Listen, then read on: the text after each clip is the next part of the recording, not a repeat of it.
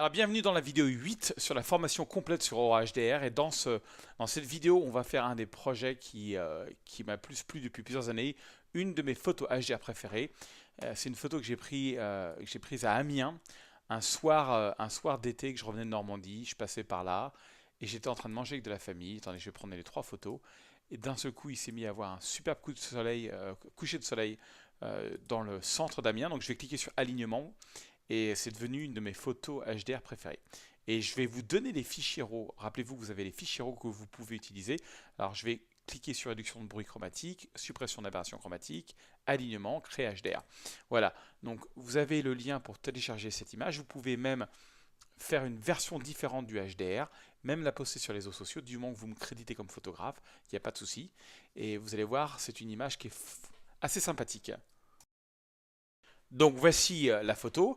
Voilà, donc j'étais avec de la famille là et en fait j'ai passé mon temps à prendre de la photo au lieu de dîner. Mais croyez-moi que quand on est photographe, ce qui compte c'est d'être là au bon moment, au bon endroit. Les bonnes lumières passent très très vite et c'est là où l'HDR est très, très important parce qu'on peut vraiment capturer complètement toute la scène et être sûr d'avoir un maximum d'informations. Donc je vais pas utiliser de preset pour cette photo-là. On va repasser on va réviser un petit peu tous les réglages du logiciel rapidement. Donc, amélioration HDR, comme je vous l'ai dit plusieurs fois, je ne l'utilise pas d'une manière globale sur la photo. Smart Tone, par contre, je le fais, mais je commence toujours par ouvrir les zones d'ombre, baisser les autres lumières. J'appuie sur la touche Alt, je fais mon point noir. Rappelez-vous que ce que vous voyez en jaune, vert et rouge, ce sont des points qui sont 100% noirs.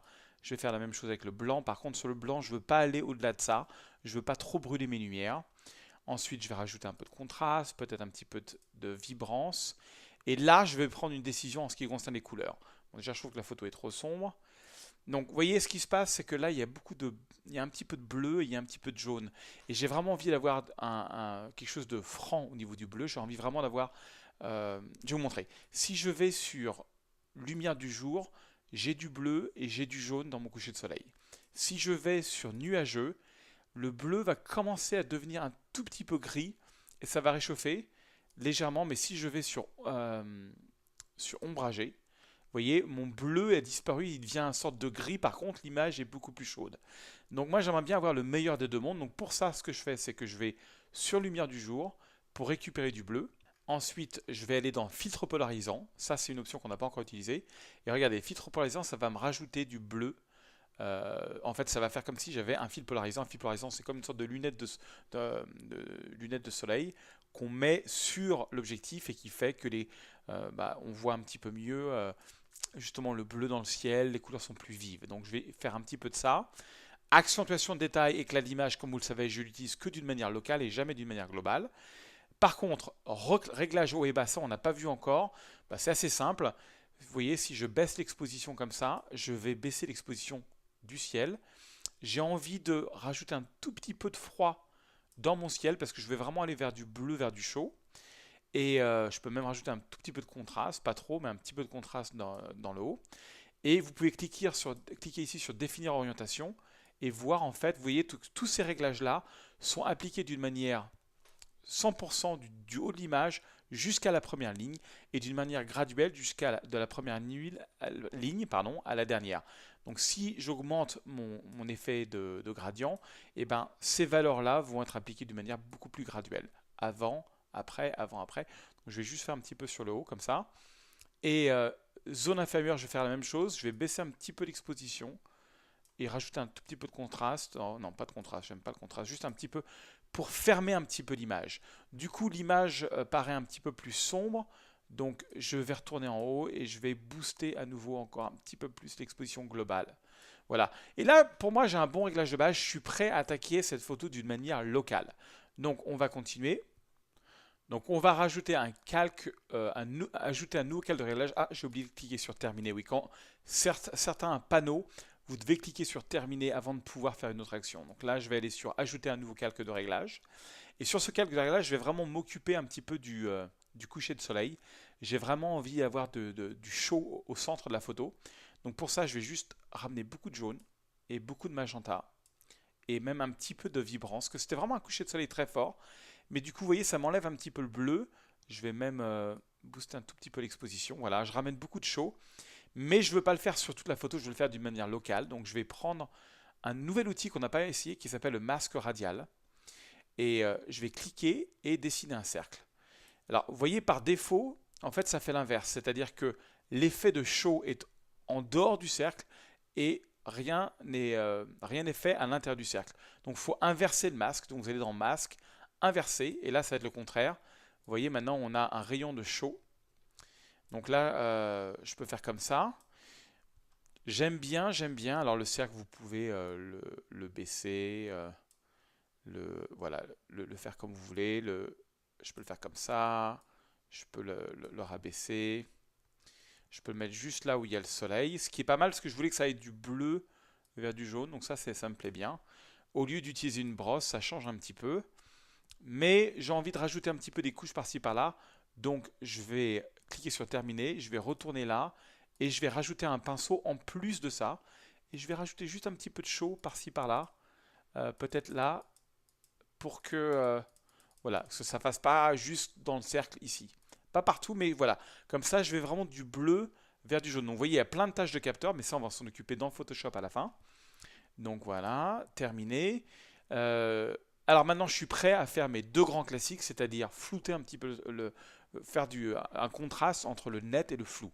Donc on va commencer par le net. Donc on va rajouter un nouveau calque de réglage. Tout est réinitialisé. On va aller, et c'est là où on va s'amuser, à cliquer sur améliorer HDR et on va aller sur HDR structure. Donc voilà, tout de suite c'est très très moche sur le ciel, mais j'aime bien ce que ça fait sur la ville. Donc, et je vais aller aussi sur accentuation des détails, petit, moyen et grand format. Et là je fais vraiment exploser les détails de la photo. D'accord? Beaucoup trop, mais je vais prendre une brosse, un petit pinceau comme ça. Je vais baisser l'opacité de ma brosse à peu près à 50%, augmenter la taille de ma brosse et je vais juste peindre un petit peu sur le village. Et donc je ramène de la netteté sur le village, mais c'est tout. J'en ramène pas autre part. Donc tout de suite le village ressort beaucoup plus. Ensuite, je vais faire l'inverse. Je vais cliquer un nouveau calque de réglage. Et ce coup-ci, je vais m'occuper de flouter un petit peu le ciel pour le rendre un petit peu plus sympathique. Comme ça, j'ai un ciel qui est un petit peu flou. Beaucoup de gens, quand ils font du HDR, ils rajoutent du contraste et de l'accentuation dans le ciel. Et je trouve que tout de suite, ça va pas. Pour ça, je vais aller dans éclat d'image et je vais rajouter pas mal d'éclat d'image. Voilà, ça va flouter un petit peu. Et je vais aller surtout dans éclat. Donc éclat d'image, c'est un peu la même famille. Et je vais rajouter de l'éclat. Voilà. Ok, j'aime bien ce que ça fait là. Du coup, ça m'a enlevé toute l'accentuation de l'image. Et voilà. J'aime pas trop le haut du ciel là. Il est un petit peu. Le haut du ciel est pas terrible parce que je pense que j'ai trop baissé, j'ai trop assombri mon ciel. Mais c'est pas grave, on va déjà s'occuper de ça. Donc je vais cliquer sur la brosse, enfin sur le pinceau, brosse, pinceau, c'est la même chose. Et je vais peindre cet effet d'éclat sur le ciel principalement et un petit peu sur l'eau. C'est tout. Ça va rajouter un petit flou et du coup comme on a un village qui est très net et ça qui est un petit peu flou, ça va faire un effet de contraste sympathique. Je vous montre quand même le avant-après. On revient de loin, n'est-ce pas? Alors ensuite, je vais revenir en arrière sur mon calque de réglage de base, euh, ou même sur ma photo de base, parce que je pense que j'ai trop baissé dans la zone supérieure, j'ai trop baissé l'exposition de mon ciel. En fait, j'aime pas ce que ça fait dans le ciel. Et là, je peux revenir et réactiver tous mes calques. Et je vais avoir quelque chose, je pense, d'un petit peu plus clean. Donc, il faut que tout se réactive. Voilà. Cette photo, j'ai envie de la rendre un petit peu plus panoramique. Parce que je pense qu'elle va marcher un petit peu mieux.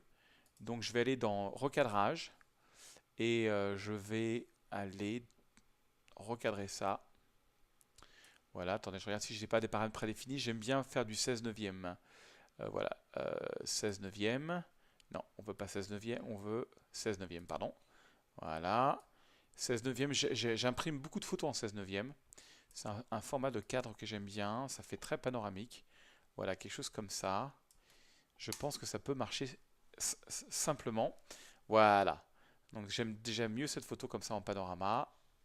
Alors attendez, traitement de l'image, je suis en train de rendre tous les calques. Donc ça prend un petit peu de temps. Voilà. Avant, après. J'adore cette photo. Ok, maintenant j'ai plein de tâches de capteur, donc je vais aller dans Photoshop. Donc je vais dans Fichier, ouvrir dans Photoshop, parce que j'aime bien utiliser Photoshop pour tout ce qui est capteur. Là dans Photoshop, donc ça ouvre Camera Raw par définition, donc je fais juste Open Image parce que j'ai pas envie d'utiliser Camera Raw. J'aime bien, pour tout, quand il y a beaucoup de tâches comme ça, je duplique le calque de base et ensuite je prends l'outil qui s'appelle Spot Healing Brush Tool et je vais juste passer un petit coup de ça sur tous les petits spots qu'il y a. Je trouve que bien que ce soit triché, l'antenne, le reflet de l'antenne me dérange sur cette photo, je l'avais effacé. Et là, c'est là où je vais vraiment passer du temps, surtout que si c'est une photo que je vais envoyer en galerie, je vais vraiment passer du temps à m'assurer que j'ai aucun spot. Là, je fais un peu un travail de sagouin. Donc quand vous avez quelque chose comme ça, vous avez un autre outil qui est sympa, qui est l'outil Patch. Vous voyez, il y a quelque chose d'un petit peu bizarre là. Je peux prendre ça et juste, je le déplace un petit peu. Ça va un peu uniformiser un petit peu ma retouche. Et voilà, si ça continue à pas bien marcher, je peux prendre l'outil tampon. J'appuie sur la touche Alt et au lieu de... hop, et je copie l'outil tampon complètement. Voilà, du coup c'est parti. Je regarde s'il y a d'autres tâches. Non, voilà, c'est pas mal. Regardez, avant les tâches, sans les tâches.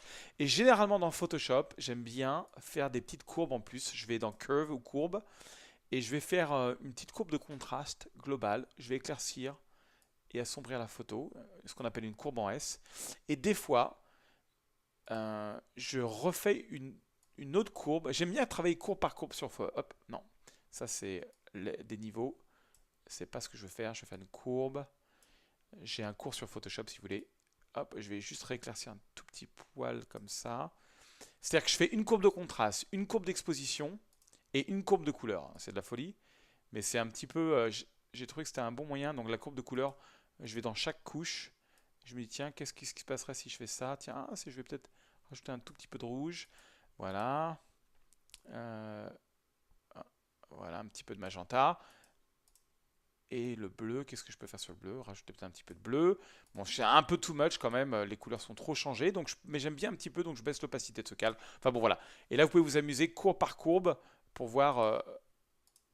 ce que vous pouvez même faire, c'est prendre les 3 courbes comme ça, appuyer sur Command G ou Ctrl G, ça crée un groupe, et vous voyez avant les retouches, après si vous aimez. Si vous n'aimez pas, vous pouvez laisser comme ça ou comme ça. Vous pouvez voilà, baisser l'exposition, hop, la rendre plus sombre ou plus claire. Enfin, c'est vous qui voyez. Voilà, j'espère que ça vous a plu. J'adore cette photo. C'est vraiment une de mes photos HDR préférées de ces dernières années. Et j'espère que vous avez appris 2-3 choses sur le HDR.